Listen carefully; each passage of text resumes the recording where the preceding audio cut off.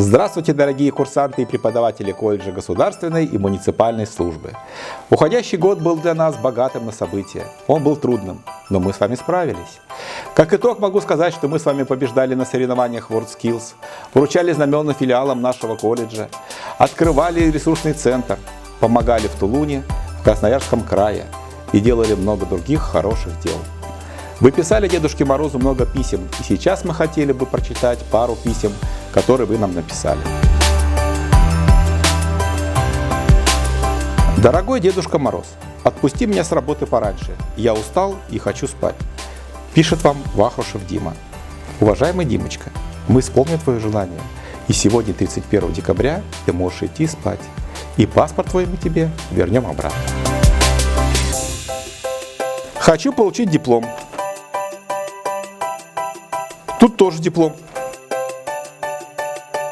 И тут диплом. Дедушка Мороз, конечно, волшебник, но диплом вы, ребята, должны получить сами. Ассалам алейкум, брат Дед Мороз. Пишет вам Джават и братья. Если есть же вот у приора у меня, хочешь прокачу? Уважаемые Джават и братья, нужно писать пожелания, а не вопросы. Но если прокатишь, я не обижусь.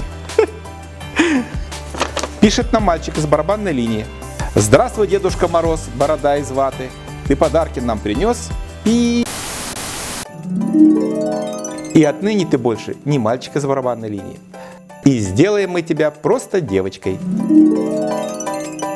А вот и письмо от милой девочки. Что же она нам пишет? Верните меня, пожалуйста, в барабанную линию и сделайте обратно мальчиком. Да будет так.